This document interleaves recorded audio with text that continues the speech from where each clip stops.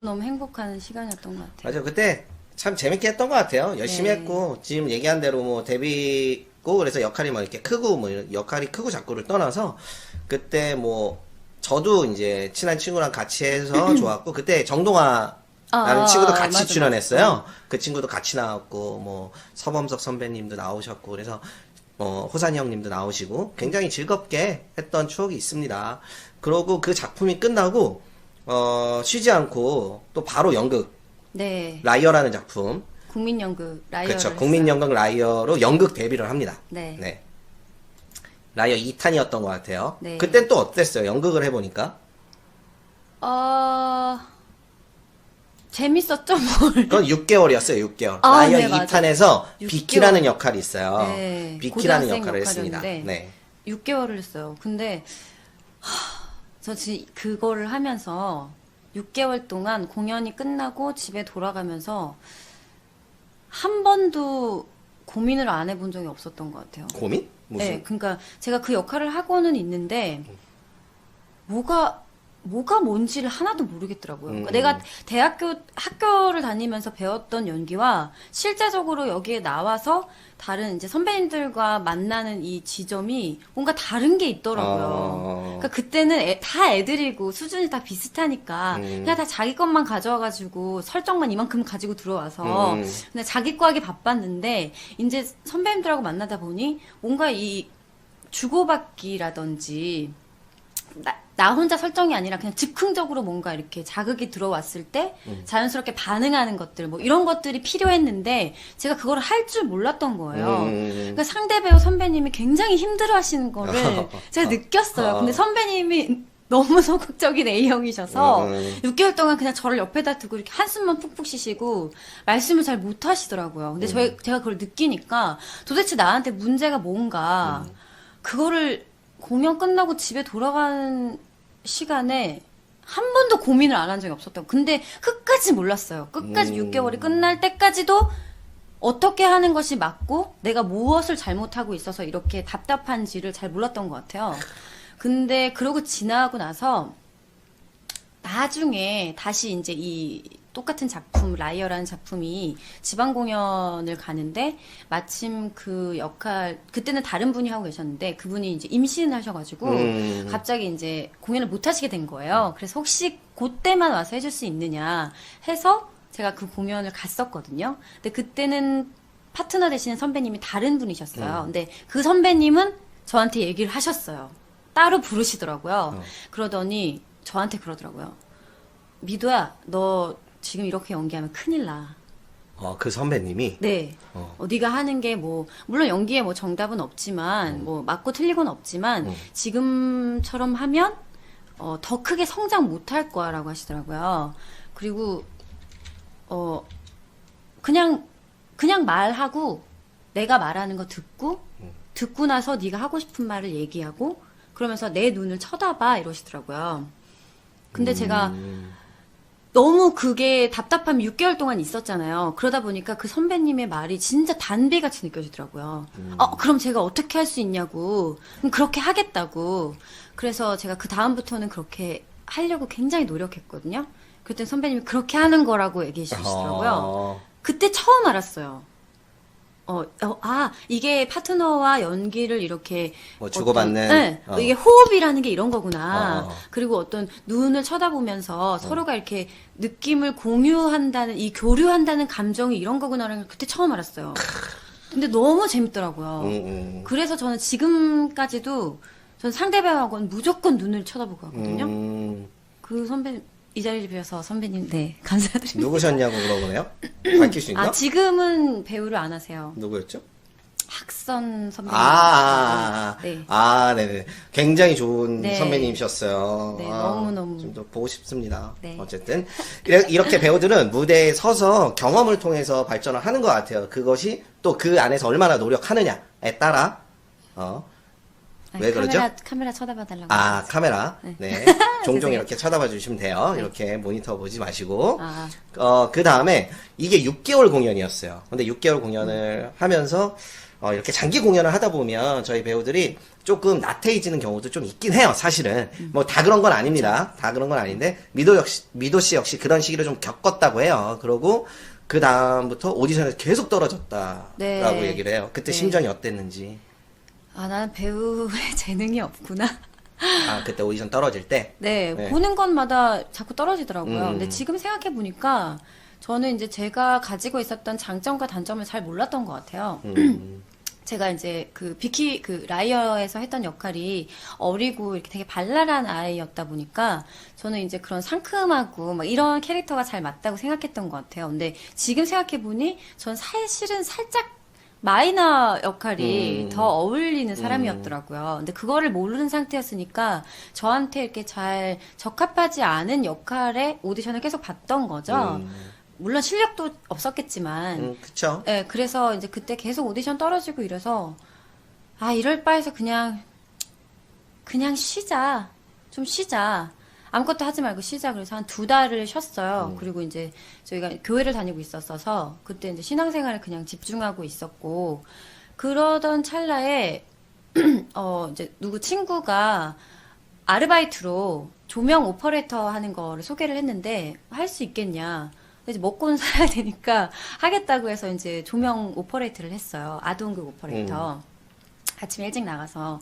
근데 그 극단의 이제 대표님이, 우리 극단에서 다른 아동극을 하는데, 혹시 해볼 생각이 있느냐 해서, 또, 하겠다고. 그래서 또 이제 아동극을 한 거죠. 춤추는 신데렐라라는 아동극을 했어요. 그래서 이제 그 대표님이 이번에는 우리 극단에서 이제 성인극 처음으로 이제 창작 뮤지컬을 만드는데 오디션을 볼 생각이 있느냐. 그래서 오디션을 보겠다 해서 그래서 봐서 하게 됩니다. 네, 그게 저의 이제 첫 여주 첫 여주. 작품이에요. 화이트 안 해요. 화이트 프로포즈. 3대째, 3대째 미도팬님 아시네요. 네. 저도 이거 봤어요. 그때 아.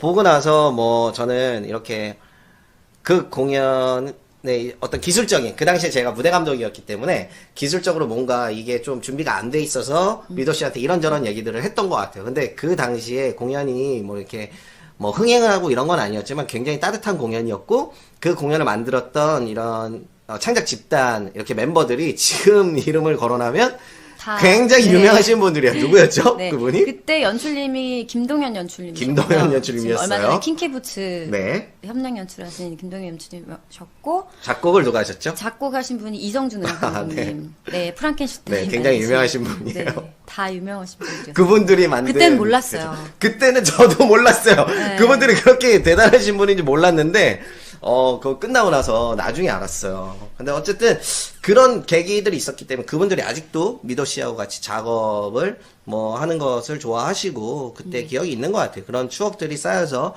또 하나의 발전이 되지 않았나 이런 생각을 합니다. 그러면서 그 다음에 미도 씨한테 뺄 수 없는, 인생에서 뺄 수 없는 작품을 만나게 됩니다. 네. 그게 바로 사춘기. 네. 사춘기예요. 사춘기는 어떻게 하게 됐죠?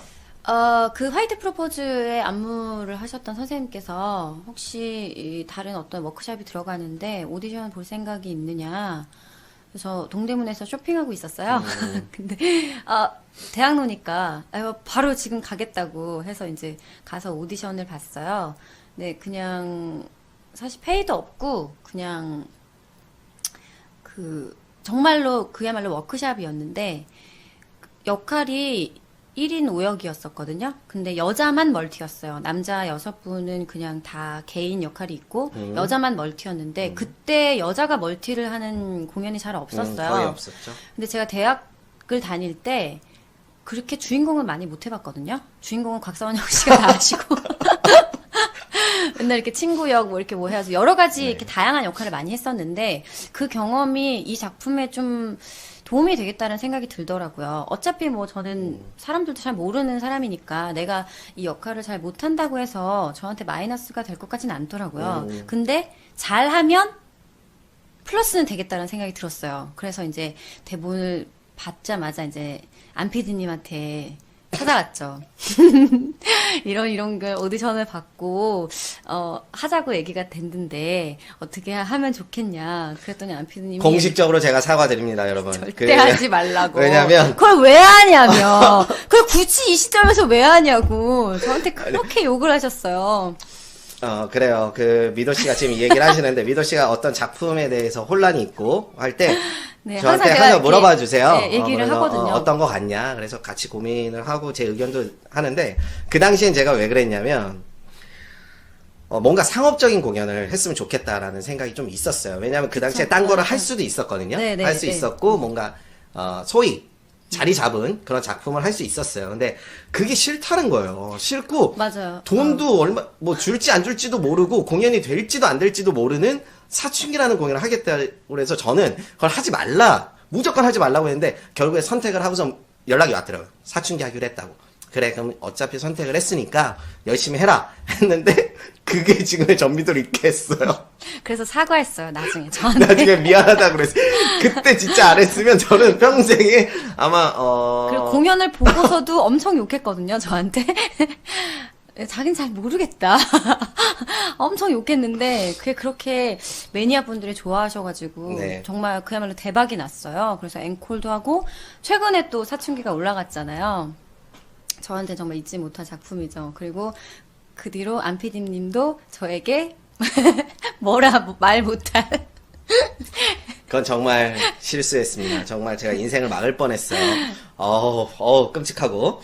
네. 어쨌든 그 다음에 근데 대신 그게 있어요. 사춘기가 너무 잘 돼가지고 미도 씨한테 말도 안 되는 변화들이 생겨버렸어요. 무슨 뭐 뮤지컬 대상 시상식이 노미네이트가 되고 네, 맞아요. 처음으로 전미도라는 친구가 무슨 신인상에 노미네이트되고 막 깜짝 놀랐어요. 네. 뭐 내 주변에서 내 친구가 이런 일이 있을 수 있구나. 굉장히 좋았고 네, 그래서 맞아요. 그때 또 제가 이 친구가 이제 시상식을 간다고 그래가지고 됐어. 내가 얘기할게. 네 얘기해주세요. 제가 그래서 네. 정말 생애 처음으로 그런 시상식 같은 데를 가봤어요. 근데 제가 그때 아그네스를 연습하고 있을 때였거든요. 신의 아그네스. 그래서 윤석하 선생님이 옷도 협찬해주시고, 제 친구들이 집에 다 모여서 머리 해주고, 화장해주고, 또 좋은 데 가니까 좋은 거 신고 가라고 저의 절친인 안피디님께서 카드를 주셨어요. 카드 줬습니다 저. 네, 좋은 신발 사서 예쁜 신발 사라고. 그래서 아직까지도 고에 간직하고 있는 아주 높은 구두를 사서 신고 제가 시상식까지 갔었죠. 매니저까지도 해주고 싶었어요 그때. 저의 선택을 따랐으면 거기 가지도 못했어요. 아마도 사춘기 하지 말라고 했던 게 미안해서 그랬던 것 같아요. 어쨌든 저희끼리의 추억은 이쯤으로 하고 네. 어쨌든 아그네스 얘기가 나오는데 신의 아그네스가 그 다음 작품이었어요. 근데 그 작품이 보신 분들은 아시겠지만 진짜 쉽지 않은, 물론 사춘기도 어렵지만 쉽지 않았어요. 근데 그거 작품을 선택을 했습니다. 네. 어땠어요 그때? 그 사춘기라는 워크샵을 그 예술 감독님이 윤석하 선생님이셨어요. 그 작품이 정미소에서 하는 창작 지원 프로젝트 중에 하나였는데 그 사춘기를 보시고 선생님이 그때 마침 또 신의 아그네스라는 작품을 준비하고 계셨어요. 그래서 아그네스를 찾던 중에 이제 저를 보시고 저 친구 연극을 한번 시켜봤으면 좋겠다라고 생각하셨대요. 그래서 이제 그것도 역시나 이제 오디션을 봐서 아그네스를 하게 됐죠. 네, 근데 제가 다시 하라 그러면 절대 다시는 못할 작품이 아그네스인 것 같아요. 너무너무 어렵고 지금 생각해도 무섭고 어떻게 했는지 모르겠어요. 그 작품은 거의 처음부터 끝까지 윤석하 선생님 다 가르쳐 주셨어요. 지금 생각해도 너무 감사할 정도로 하나부터 열까지 다 가르쳐 주셨거든요. 그래서 상 받은 것도 사실 뭐 저의 어떤 능력이라기보다 정말 선생님이 너무 잘 가르쳐 주셔가지고 그래서 받은 것 같아요. 그 뒤로는 상이 없어요. 그래서 얘기를 하려고 했는데 어쨌든 굉장히 어려운 작품을 선택했고 힘들게 연습을 해서 공연에 올라갔습니다. 근데 다행히도 많은 분들이 좋게 봐주셔서 네. 한국연극대상이라는 곳에서 네. 여우 신인상 제 1회. 그렇죠. 네. 여우 신인상을 타서 연기력을 그때 또 이제 검증을 받게 돼요. 그래서 저도 기쁘더라고요. 상을 탔다. 저는 군대 있을 때 그 소식을 접했는데 맞아요. 제가 그래서 군대를 되게 늦게 갔거든요. 28살에 가가지고 그때 접했는데 굉장히 그분이 좋더라고요. 또 하나 기억이 나네요. 제가 그 작품 할 때 엄청 힘들었을 때가 있었어요. 너무 연기가 안 되고 모르겠어서 도대체가 모르겠는 거예요. 그런데다 뭐 이제 답답하시니까 선생님한테 혼도 많이 나고 그럴 때 군대에서 전화가 왔었어요. 제가 그 전화 받고 또 펑펑 울면서 또 막 했던 기억이 나네요. 네. 다 제가 키웠습니다, 여러분. 자,